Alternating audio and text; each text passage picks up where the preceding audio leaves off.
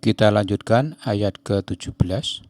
وترى الشمس إذا طلعت تزاور عن كهفهم ذات اليمين وإذا غربت تقرضهم ذات الشمال وهم في فجوة منه ذلك من آيات الله من يهد الله فهو المهتد ومن يضلل فلن تجد له وليا مرشدا. Dan kamu akan melihat matahari ketika terbit, condong dari gua mereka ke sebelah kanan. Dan bila matahari itu terbenam, menjauhi mereka ke sebelah kiri, sedang mereka berada di dalam tempat yang luas, dalam gua itu. Itu adalah sebagian dari tanda-tanda kebesaran Allah. Barang siapa yang diberi petunjuk oleh Allah, maka dialah yang mendapat petunjuk, dan barang siapa yang disesatkannya, maka kamu tidak akan mendapatkan seorang pemimpin pun yang dapat memberi petunjuk kepadanya. Tafsir ayat 17. Ayat ini menunjuk pada lokasi gua para pemuda itu, yaitu bila matahari terbit, maka sinarnya condong dari pintu gua mereka ke sebelah kanan. Dan bila matahari mendekati akan terbenam, maka sinarnya masuk ke dalam gua dari jurusan utara.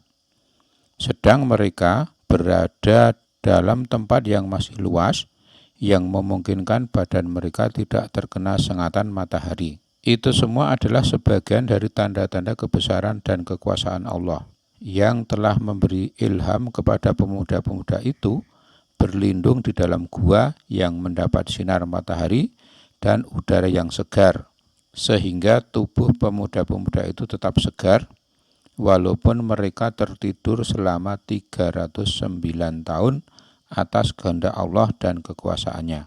Demikianlah barang siapa mendapat petunjuk Allah, ia menjadi orang yang berhijrah, sedang siapa yang disesatkan Allah, tidak seorang pun dapat menjadi petunjuknya. وتحسبهم أيقاظا وهم رقود ونقلبهم ذات اليمين وذات الشمال وكلبهم باسط ذراعيه بالوصيد لو اطلعت عليهم لوليت منهم فرارا ولملئت منهم رعبا. Dan kamu mengira mereka itu bangun, padahal mereka tidur, dan kami balik-balikkan mereka ke kanan dan ke kiri, sedang anjing mereka menjulurkan kedua lengannya di muka pintu gua. Dan jika kamu menyaksikan mereka, tentulah kamu akan berpaling dari mereka dengan melarikan diri, dan tentulah hati kamu akan dipenuhi dengan ketakutan terhadap mereka. Tafsir ayat 18. Disebut-sebut oleh beberapa ulama bahwa Allah menutup telinga pemuda-pemuda Ashabul Kahfi itu dengan menidurkan mereka. Mata mereka tetap terbuka, tidak dipejamkan, untuk memperoleh udara agar tidak dapat rusak. Karenanya Allah berfirman, dan kamu mengira bahwa mereka itu bangun, padahal mereka itu tidur. Allah berfirman bahwa anjing yang menyertai pemuda-pemuda itu menjaga di pintu gua dengan menjulurkan lidah dan kedua lengannya, sebagaimana biasanya anjing-anjing berbuat di muka pintu rumah majikannya. Bahwasanya anjing itu berada di luar gua menjaga di luar pintu, seraya tertidur seperti majikan-majikannya, adalah supaya tidak menghalangi malaikat memasuki gua, karena bagaimana disebutkan dalam sebuah hadis, bahwa malaikat tidak akan memasuki rumah yang di dalamnya terdapat anjing. Sesuai dengan hikmah kebijaksanaan Allah yang memberikan perlindungannya kepada pemuda-pemuda Ashabul Kahfi itu, maka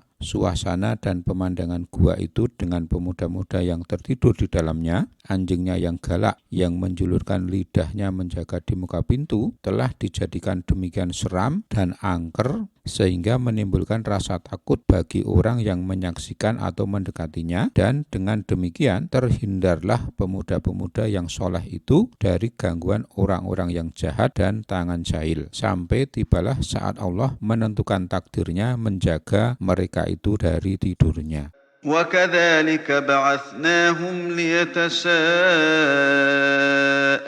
بينهم قال قائل منهم كم لبثتم قالوا لبثنا يوما أو بعض يوم قالوا ربكم أعلم بما لبثتم فابعثوا أحدكم بورقكم هذه إلى المدينة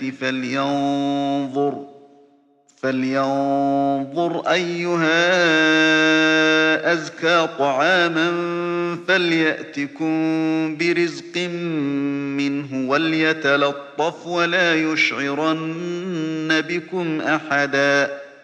Dan demikianlah kami bangunkan mereka agar mereka saling bertanya di antara mereka sendiri. Berkatalah salah seorang di antara mereka, "Sudah berapa lamakah kamu berada di sini?" Mereka menjawab, "Kita berada di sini sehari atau setengah hari." Berkata yang lain, "Tuhan kamu lebih mengetahui berapa lamanya kamu berada di sini. Maka suruhlah salah seorang di antara kamu pergi ke kota dengan membawa uang perakmu ini, dan hendaklah dia lihat manakah makanan yang lebih baik. Maka hendaklah dia membawa makanan itu untukmu, dan hendaklah dia berlaku lemah lembut, dan janganlah sekali-kali menceritakan halmu kepada seorang pun. إنهم إن يظهروا عليكم يرجموكم أو يعيدوكم في ملتهم ولن تفلحوا إذا أبدا. Sesungguhnya, jika mereka dapat mengetahui tempatmu, niscaya mereka akan melempar kamu dengan batu atau memaksamu kembali kepada agama mereka, dan jika demikian, niscaya kamu tidak akan beruntung selama-lamanya. Tafsir ayat 19-20. Allah berfirman bahwa sebagaimana Dia telah menidurkan mereka, maka dibangunkanlah mereka dari tidurnya dalam keadaan sehat walafiat, tidak kurang suatu apapun, badaniah maupun rohaniah.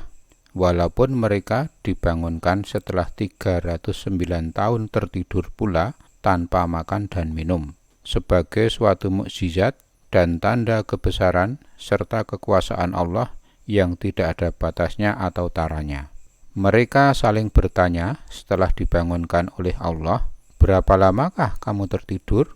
Seorang di antara mereka menjawab, "Sehari atau setengah hari." Jawaban ini diberikan atas dasar kenyataan bahwa mereka memasuki gua waktu pagi, dan waktu dibangunkan Allah, matahari sudah hampir terbenam. Pantaslah kalau ia mengira bahwa mereka tertidur hanya selama sehari atau setengah hari. Kemudian mereka berpindah ke persoalan yang lebih penting daripada mempersoalkan tentang masa tidur, yaitu masalah makan dan minum yang sangat mereka butuhkan. Berkatalah mereka, "Serahkanlah masalah berapa lama kamu berada di sini kepada Tuhanmu yang lebih mengetahui. Dan pergilah salah seorang ke kota dengan membawa sisa uang perakmu, karena sebagian telah disedekahkan sebelum mereka masuk ke gua. Dan carilah makanan yang lebih baik, dan belilah dengan uang perakmu itu makanan yang pantas untuk kita makan. Dan bersikaplah lemah lembut ketika mencari makanan itu, serta janganlah sekali-kali menceritakan halmu di dalam gua ini kepada siapapun, karena jika mereka, kaum yang ditinggalkan itu, atau bala tentara Raja Dikianus mengetahui tempatmu, niscaya mereka akan melemparkan batu kepadamu, menyiksamu dengan berbagai siksaan, serta memaksamu kembali kepada agama mereka. Dan jika terjadi hal demikian itu, niscaya kamu tidak akan beruntung selama-lamanya di dunia maupun di akhirat kelak."